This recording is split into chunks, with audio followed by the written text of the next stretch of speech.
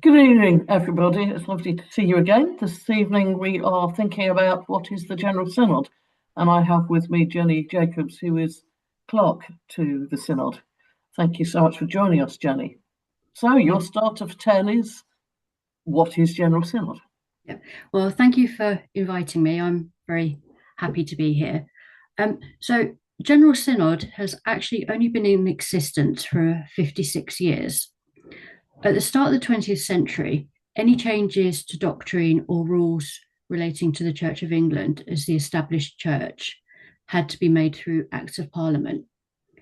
This was changed in 1919 when Parliament created the Church Assembly, which could then pass its own laws called measures. These measures, if approved by Parliament, then became part of the law of the land, and this remains the case to date. The Church Assembly remained in place until 1970, when, under the Synodical Government Measure 1969, the Church Assembly was reformed and reconstituted into General Synod. The main change which took place was that the House of Bishops and the houses of clergy and laity would meet together rather than separately, as had been the case for the Church Assembly. Thus, General Synod was established. As I've mentioned, General Synod consists of a House of Bishops, a House of Clergy, and a House of Laity. The clerical and lay members are largely elected to represent each diocese every 5 years by members of their deanery synods. And this year, there will be elections taking place in the summer to elect the new synod.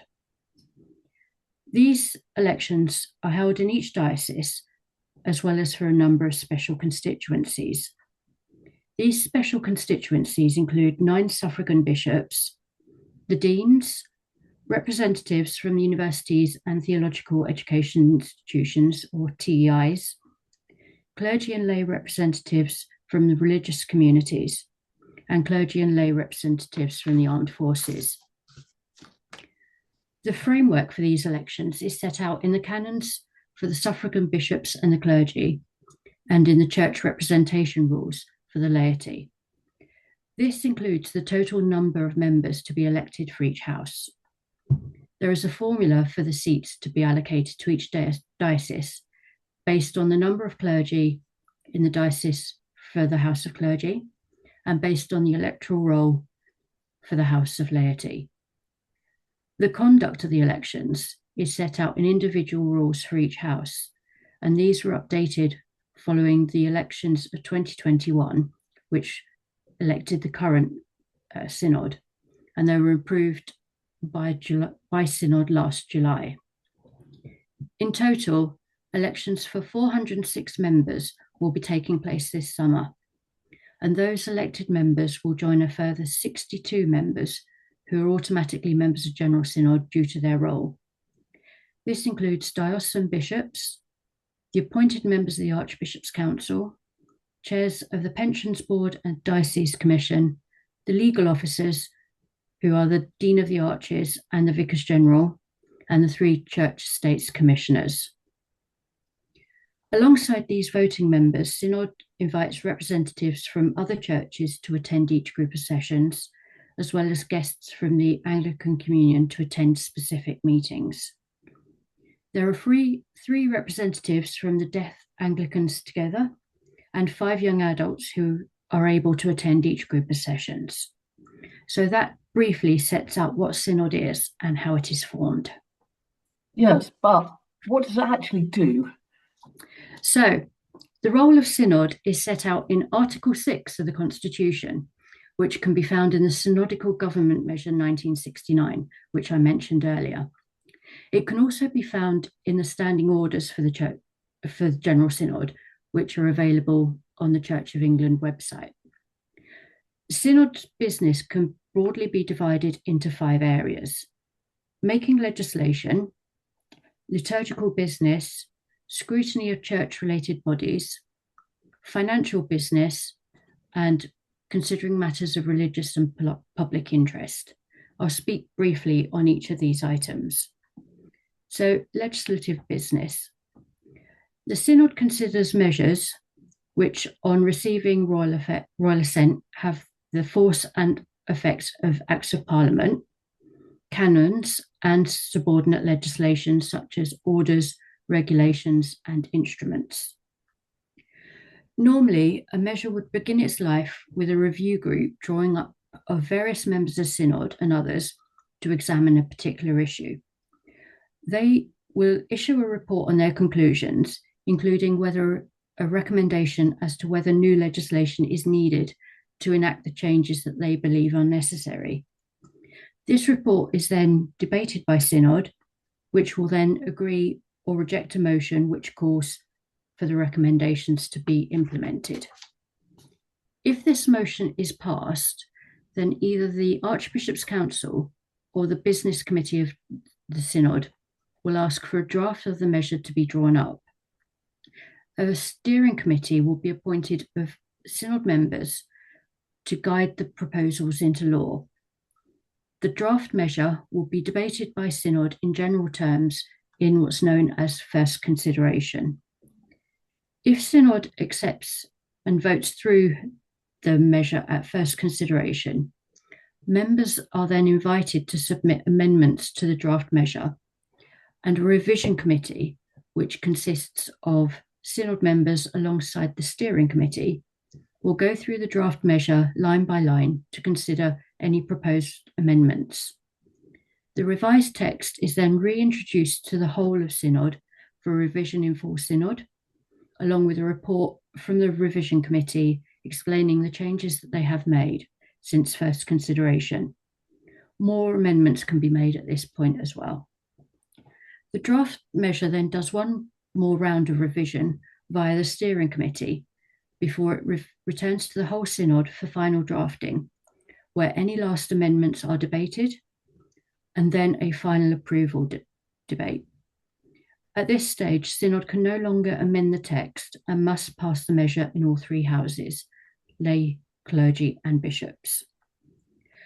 Once a measure has gone through the various stages of scrutiny, revision, and debate, and has been passed by Synod, it is then handed on to a committee of MPs and peers, known as the Ecclesiastical Committee. They examine the measure, and if they approve it, they will write a report to be presented to both the House of Commons and the House of Lords. If both Houses of Parliament vote in favour, then it is sent for royal assent. Parliament cannot amend a measure, they can only approve it or reject it entirely.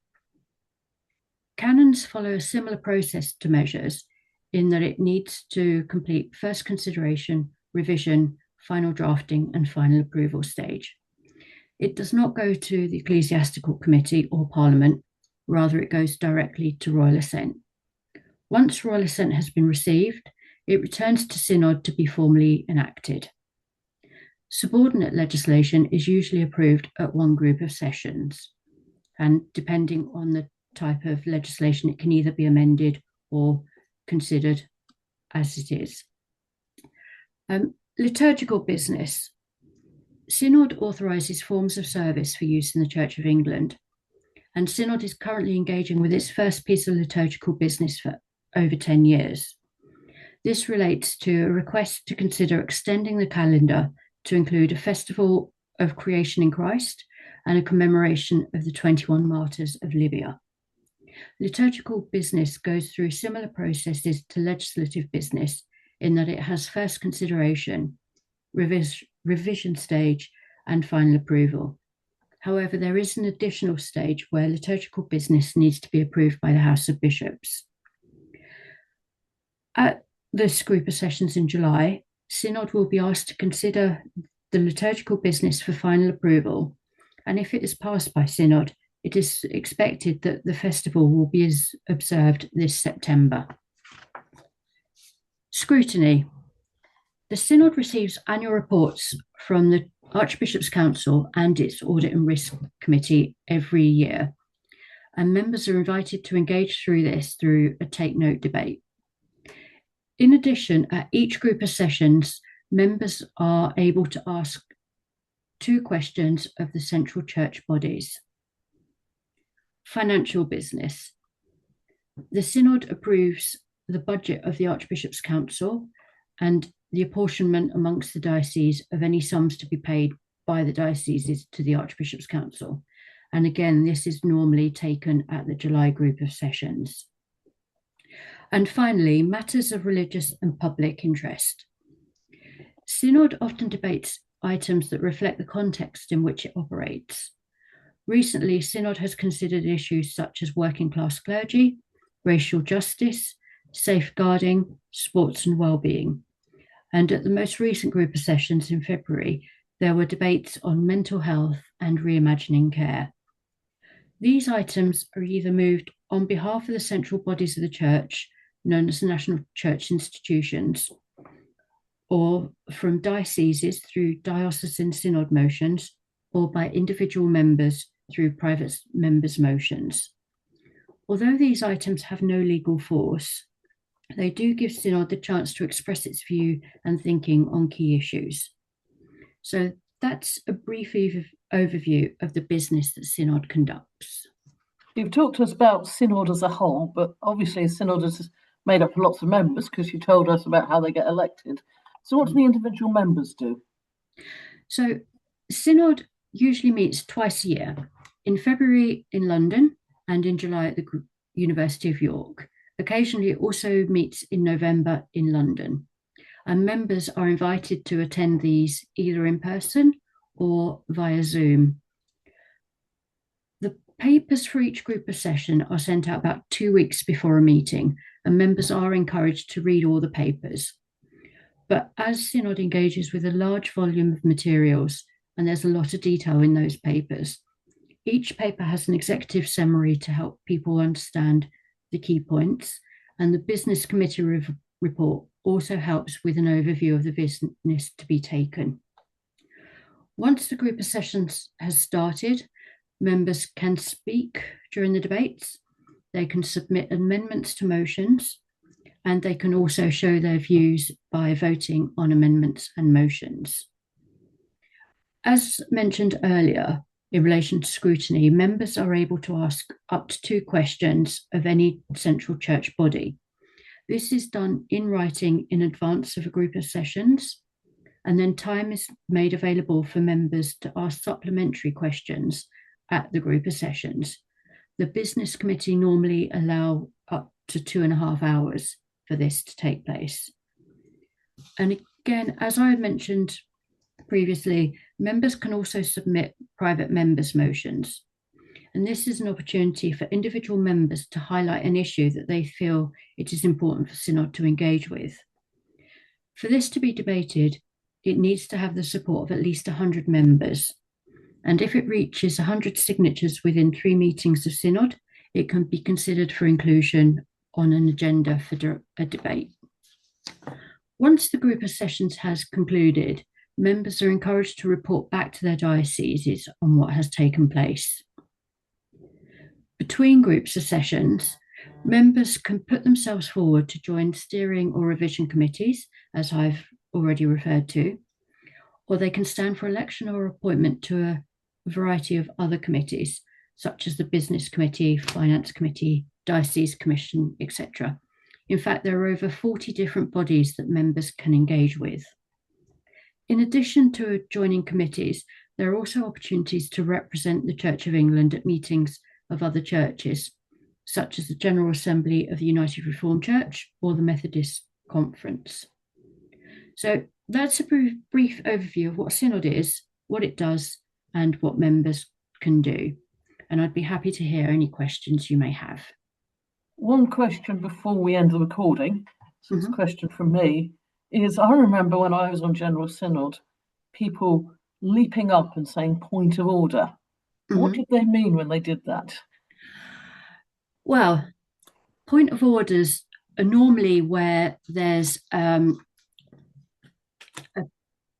there's something that's happened during the debate that is not within standing orders, and the chair should actually call the person to say, well, which standing order are you referring to that it hasn't been engaged with appropriately? But in general, people tend to use points of orders as a way of drawing something to the chair's attention. So technically, they're not always points of order, and that person would be seen to have spoken during the debate. But chairs do tend to give a bit of leeway. So it means that if somebody has raised a point of order, for example, to say, well, I can't find the paper that you're referring to on the Synod app, or I can't find the motion that you're referring to on the order paper, then the chair would let that slide and would allow them to speak if they wish to later in the debate. Thank you very much. Well, thank you for that. Thank you.